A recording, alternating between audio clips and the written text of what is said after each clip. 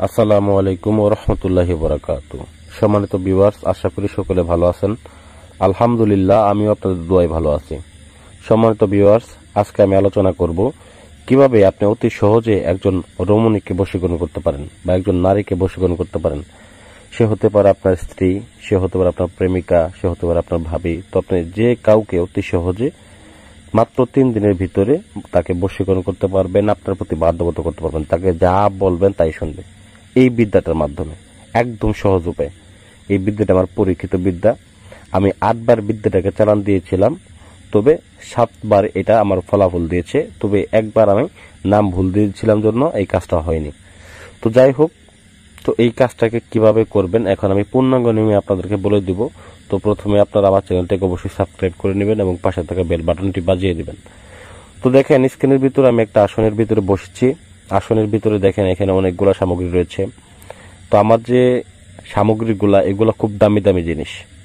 তো এইগুলো আমি নিজ হাতে বানিয়ে নিয়েছি। দেখেন, তামার কিছু কাজ আছে, কাঁসার কিছু জিনিসপত্র আছে। এইগুলো প্রত্যেকটা কাঁসার জিনিসগুলো আমরা বানিয়ে নিয়েছি। তামার কিছু জিনিস আছে, ওইগুলো বানিয়ে নিয়েছি নিজের হাতে। তো যাই হোক, এখন যে আমার যে আসনটা, এটা একটা সিম্পল আসন। বিশেষ করে একটা বড় কাজ করার ক্ষেত্রে আমরা এর থেকে ভয়াবহ আসন করি।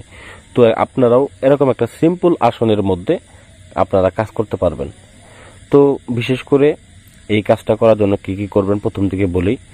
যে কোনো শনিবার এবং বুধবার এবং মঙ্গলবার, এই 3টা দিন করতে পারবেন। শনিবার, মঙ্গলবার, বুধবার, এই 3টা দিন আপনারা এই কাজটাকে করতে পারবেন। এই কাজটা করার জন্য অবশ্যই যার জন্য করবেন তার নাম এবং তার মায়ের নাম লাগবে, যদি মেয়ে হয়। আর যদি ছেলে হয়ে থাকে তবে সেক্ষেত্রে আপনার ছেলের নাম এবং ছেলের বাবার নাম সংগ্রহ করবেন। তো বেশিরভাগ ক্ষেত্রে এটা মেয়ের ক্ষেত্রে প্রয়োগ করেছে আমি, কোনো ছেলের ক্ষেত্রে এখনো প্রয়োগ করিনি। তবে ছেলেদের ক্ষেত্রে বলতে পারবো না ছেলেদের ক্ষেত্রে হবে কিনা।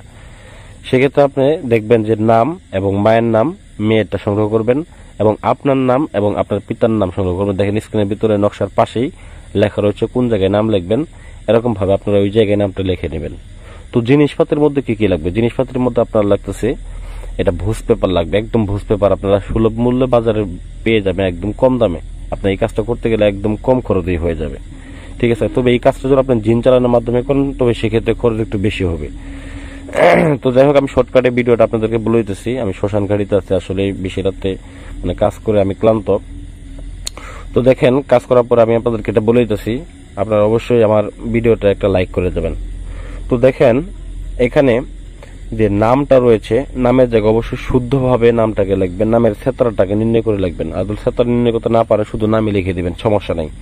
ভুজ পেপারের উপরে আপনারা জাফরান কালি দ্বারা এই নকশাটাকে অঙ্কন করবেন এবং পরিশেষে আপনারা এই যে নকশাটাকে লেখার পরে, ভুজ পেপারে লেখার পরে জাফরান কালি দ্বারা, তারপর আপনারা এটাকে একটা তাবিজের মধ্যে ভরে নেবেন। লোহার তাবিজ, একদম সিম্পল ভাবে একটা লোহার তাবিজ কিনে আনবেন। 5 টাকা 10 টাকা নেবে। নিয়ে আপনারা এই তাবিজের ভিতরে নকশাটাকে ভরবেন। ভরে পরিশেষে এই যে একটা পুতুল নেবেন, মাটির পুতুল হোক বা খেলনা পুতুল হোক। পুতুল নেওয়ার পরে এই পুতুলটার গায়ের ভিতরে আপনারা ঢুকিয়ে দিতে পারেন অথবা তাবিজটা গলায় বেঁধে দিতে পারেন, সেক্ষেত্রে কোনো সমস্যা নেই। এবং পরিশেষে যে আপনার কাজটা, সেটা হচ্ছে এই পুতুলটাকে একটা লাল কাপড় দিয়ে মুড়িয়ে নেওয়া। মুড়িয়ে নিয়ে আপনি শ্মশান ঘাটিতে যদি থাকেন, সেক্ষেত্রে যেখানে আসনটা আপনি করেছিলেন, যেখানে আপনি আসনটা পেতেছিলেন, ঠিক ওই জায়গায় আপনি এই পুতুলটাকে পুঁতে দিয়ে আসবেন। একদম লাল কাপড় দিয়ে মুড়িয়ে পুঁতে দিয়ে আসবেন। পুঁতে দিয়ে আপনি চলে আসবেন। দেখবেন মাত্র 3 থেকে 5 দিনের ভিতরে ইনশাল্লাহ ওই নারী যে অবস্থায় থাকুক, যেখানে থাকুক, আপনার জন্য অস্থির হয়ে যাবে, আপনার সাথে যোগাযোগ করার জন্য ব্যতিব্যস্ত হয়ে উঠবে। এটা আমি গ্যারান্টি দিলাম। এটা আমার পরীক্ষিত কাজ ভাই। তবে এই কাজটা দেখা গেছে আরো কম দিনে হয়, 2 দিনেও হয়, 1 বা 24 ঘন্টায় হয়। তবে সেক্ষেত্রে জিন চালান দিতে হয়। তো যাই হোক ভিউয়ার্স, জিন যাদের কাছে নাই তারা এইভাবে করবেন। আর যাদের জিন আছে তারা জিন চালানোর মাধ্যমে সরাসরি মেয়ের গায়ের ভিতরে ঢুকাই দিতে পারেন চালানটা। তো আশা করি ভিডিওটা ভালো লাগবে। ভিডিও যদি ভালো লেগে থাকে অবশ্যই লাইক করবেন, কমেন্ট করবেন এবং আমার চ্যানেলটাকে সাবস্ক্রাইব করতে ভুলে যাবেন না। ধন্যবাদ সবাইকে। আসসালামু আলাইকুম ওয়া রাহমাতুল্লাহি ওয়া বারাকাতুহু।